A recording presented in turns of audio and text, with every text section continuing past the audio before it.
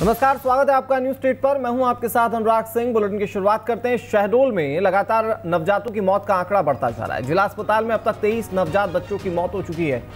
इलाज के दौरान 2 बच्चियों ने दम तोड़ दिया। एसएनसीयू और पीआईसीयू में लगातार मौतें हो रही हैं। स्वास्थ्य मंत्री इससे पहले अस्पताल का निरीक्षण भी कर चुके हैं, लेकिन उसके बाद भी अभी तक ऐसी कोई ठोस रणनीति सामने नहीं आई जिससे कि बच्चों की मौतों के आंकड़ों को थामा जा सके। अब तक अगर मौत के आंकड़ों को देखें तो 23 बच्चों की मौत हो चुकी है इस अस्पताल में। लगातार बच्चों की मौत का सिलसिला जो है वो जारी है। जिला अस्पताल में अब तक 23 नवजात बच्चों की मौत हो चुकी है। इलाज के दौरान 2 बच्चियों ने दम तोड़ दिया। ये बड़ी खबर आपको बता रहे हैं, शहडोल से खबर है। स्वास्थ्य मंत्री प्रभुराम चौधरी भी इस अस्पताल का दौरा कर चुके हैं। यहाँ पर 2 कार्रवाइयाँ भी बड़ी हो चुकी हैं। इन सब चीज़ों से अलग अभी भी मौत जो है वो लगातार बच्चों की होती जा रही है। इलाज के दौरान अब 2 बच्चियों ने दम तोड़ दिया। एसएनसीयू और पीआईसीयू इन दोनों ही वार्ड्स में लगातार बच्चों की मौत होती जा रही है।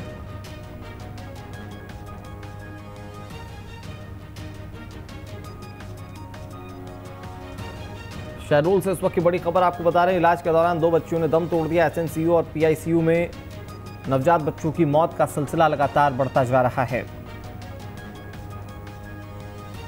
शहडोल से खबर है, जहां पर लगातार नवजात बच्चों की मौत हो रही है।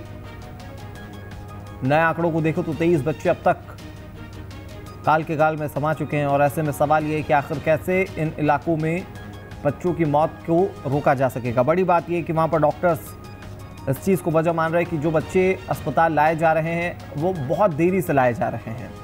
ऐसे में उनकी जान बचाना डॉक्टर्स के लिए बहुत मुश्किल साबित हो रहा है।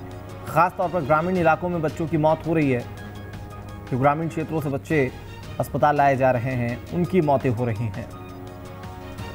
सवाल यही है कि आखिर कैसे इन बच्चों की मौत को रोका जा सकेगा। कई माएँ ऐसी हैं जिनकी गोद अब तक सूनी हो चुकी हैं। इलाज के दौरान 2 बच्चियों ने दम तोड़ दिया। एसएनसीयू और पीआईसीयू में बच्चे लगातार मर रहे हैं, लगातार उनकी मौत हो रही है। और ये बढ़ते हुए आंकड़े सवाल पूछने पर मजबूर कर देते हैं कि आखिर यहाँ पर किया क्या जाएगा, क्योंकि अब तक तो स्वास्थ्य मंत्री खुद इस अस्पताल का दौरा कर चुके हैं। जहाँ पर खामी लगी वहाँ पर कमियों को दुरुस्त करने की बात भी कही गई। इससे अलग कार्रवाइयाँ, क्योंकि वहाँ पर डॉक्टर्स पर कार्रवाइयाँ की गई अगर किसी तरह की कोई खामी उनमें पाई गई थी। बड़ी बात यह कि यहाँ पर एक स्पेशलिस्ट डॉक्टर नहीं है बच्चों के लिए। वो तैनाती भी क्या की जाती है आने वाले समय में, चाइल्ड स्पेशलिस्ट, क्योंकि अब से कुछ दिन पहले तक चाइल्ड स्पेशलिस्ट ना होने की वजह से लोगों को काफ़ी परेशानियों का सामना करना पड़ रहा था। हालांकि अस्पताल प्रबंधन ये कहता है कि जो डॉक्टर्स हैं वहाँ पर दूसरे वो बच्चों का इलाज कर रहे हैं, लेकिन मौत जो है वो बच्चों की लगातार होती जा रही है। अभी 2 और नई मौतों के बाद अब 23 बच्चों की मौत हो चुकी है कुल। और ये पिछले 15 से 10 दिनों का आंकड़ा है जब इस अस्पताल में 23 बच्चों की मौत हुई है। हालांकि अब से तकरीबन 11 महीने पहले भी इस तरह की घटना जो थी वो सामने आई थी, जहां पर 24 घंटे के अंदर 6 बच्चों ने दम तोड़ा था। तब भी इस अस्पताल में कार्रवाई बड़े पैमाने पर किए जाने की बात कही गई। लेकिन अभी की अगर बात की जाए, बच्चों की मौत का सिलसिला जो है वो लगातार बढ़ता जा रहा है। शहडोल से खबर है, जहां पर नवजात बच्चों की मौत, 2 बच्चों की मौत हुई है। और ऐसे में किस तरीके की आगे की कार्रवाई की जाती है।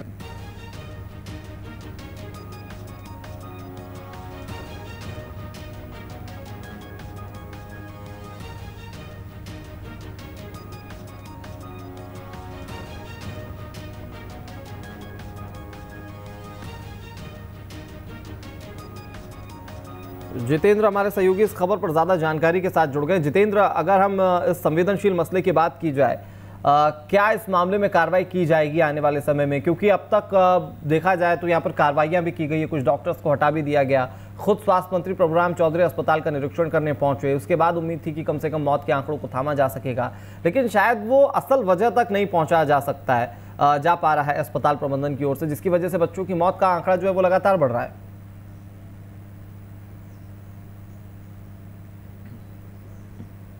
हाँ बिल्कुल, देखिए जिस प्रकार से मध्य प्रदेश के अंदर नाबालिग बच्चों की मौत, यानी कि कहा जा सकता है नवजात जो बच्चे हैं उनकी जो मौत का आंकड़ा बढ़ा है, वाकई में अपने आप में कहीं ना कहीं चिंता का विषय है। आपने देखा कि शुरुआत जो हुई थी उसमें पहले 2 बच्चे सामने निकल कर आए थे कि 2 बच्चों की मौत हुई, फिर ये आंकड़ा धीरे धीरे बढ़ता गया और कब 13 तक पहुँच गया पता नहीं चल पाया। इसके बाद सरकार एक्शन में आई। मध्य प्रदेश के स्वास्थ्य मंत्री डॉक्टर प्रभुराम चौधरी शहडोल पहुंचे, स्थान पर पहुंचकर वहां पर उन्होंने निरीक्षण किया, जहां पर खामियां पाई गई उसको सही करने के साथ ही कई लोगों पर, कई अधिकारियों पर, कई डॉक्टर्स पर गाज भी गिरी और हटाए भी गए। लेकिन बावजूद इसके अभी भी जो स्थिति है वैसी ही बनी हुई है, यानी कि नवजात बच्चों की जो मौत का आंकड़ा है वो लगातार अभी भी सुर्खियों में बना हुआ है। और ऐसे में संवेदनशील मामले को लेकर सरकार पूरी तरीके से सतर्क नजर आ रही है। अब यहाँ पर एक्सपर्ट डॉक्टरों की जो समझाइश है और जो उनका जो वो लेने की यहाँ पर बात की जा रही है कि जो एक्सपर्ट डॉक्टर हैं उनको बुलाया जाएगा, उनसे राय ली जाएगी। इसके अलावा और क्या क्या बदलाव किए जा सकते हैं ताकि इस आंकड़े को कम किया जा सके और जो आंकड़े लगातार बढ़ रहे हैं नवजात बच्चों की मौत के, इनको रोका जा सके।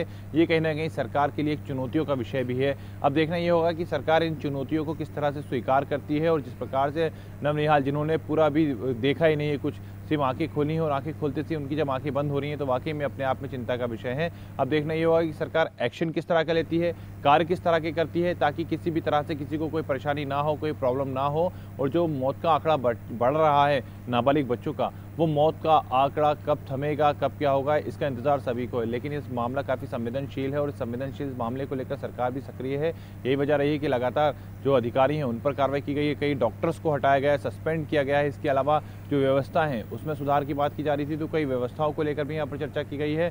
और जो वेंटिलेटर की बात की जाती है, ऑक्सीजन की बात की जाती है, या फिर ICCU जो रूम बनाए जाते हैं बच्चों के लिए, जो रूम बनाए जाते हैं, उनको लेकर भी सरकार कहीं ना कहीं अब जो बढ़ाने की जितेंद्र, इन तमाम चीजों से अलग एक जो बहुत बड़ी खामी वहां पर नजर आ रही है कि जो माता पिता हैं वो अपने बच्चों को लेट अस्पताल लेकर पहुंच रहे हैं और यही शिकायत जो है वो डॉक्टर्स भी कर रहे हैं। सवाल ये खड़ा होता है कि ग्रामीण इलाकों से इस अस्पताल की पहुंच क्या इतनी दूर है, या फिर उन ग्रामीण इलाकों में जहां पर सुचारू तरीके से बच्चों का इलाज हो पाए वैसा कोई आसपास में दूसरा कोई स्वास्थ्य केंद्र मौजूद नहीं है। शायद यही वजह है कि देरी हो रही है और इस वजह से बच्चों की मौत हो रही है।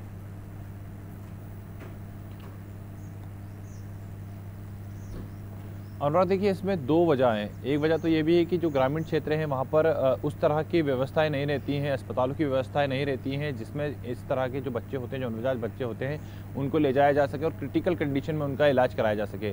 दूसरी कंडीशन वो होती है जब माता पिता अपने मासूम बच्चे को लेकर अस्पताल तक पहुँचते तो दूरी काफ़ी ज़्यादा हो जाती है। और तीसरी कंडीशन, अभी भी स्वास्थ्य व्यवस्थाएं पूरी तरीके से बेहाल बची हुई हैं। हम अगर बात की जाए एम्बुलेंस की, 108 जो एम्बुलेंस चलाई गई है मध्य प्रदेश के अंदर, वो एम्बुलेंस आज भी अपने निश्चित समय से देरी से ही पहुंचती हैं। क्योंकि आपने देखा होगा इसके पहले भी कि जहां एक स्पॉट से लेकर दूसरे स्पॉट तक की जो एम्बुलेंस होती है वो उसी स्थान को कवर करती है, इसके अलावा दूसरे स्थान को कभी कवर नहीं करती है। और ऐसे में पिछले आंकड़े भी बताते हैं कि एम्बुलेंस की देरी के चलते कई लोग अपनी जान भी गंवा चुके हैं। तो जाहिर सी बात है कि कहीं ना कहीं जो अव्यवस्था है वो यहाँ पर बनी हुई रखी है। माता पिता जब अपने बच्चे को लेकर, जब उसकी हालत काफ़ी क्रिटिकल हो जाती है, उस समय जब वो लेकर आते हैं तो अस्पताल की दूरी काफ़ी ज़्यादा होती है। और जो ग्रामीण क्षेत्रों में अस्पताल बने होते हैं उनमें इस तरह की सुविधा नहीं होती है कि वो अपने बच्चों का इलाज आसानी से करा सकें। और अगर एम्बुलेंस वहां पर पहुंचती है तो एम्बुलेंस के अंदर इस तरह के इक्विपमेंट जरूर होते हैं कि वो बच्चे को लगा कर सीधे अस्पताल ले जाया जा सकता है, उनका इलाज कराया जा सकता है। लेकिन एम्बुलेंस की लेट लतीफी, एम्बुलेंस का ना पहुंच पाना और इतनी संख्या में एम्बुलेंस मध्य प्रदेश में ना होना, ये भी कहीं ना कहीं चिंता का विषय बने हुए हैं। और यही वजह है कि जो बच्चों की मौत का आंकड़ा है वो कहीं ना कहीं बढ़ा है। अब देखना ये होगा कि इन तमाम चीज़ों को, इन तमाम व्यवस्थाओं को सुधारने के लिए सरकार क्या प्रयास करती है ताकि जो नवजात बच्चे हैं उनकी मौत का आंकड़ा थम सके। अनुराग, ठीक है।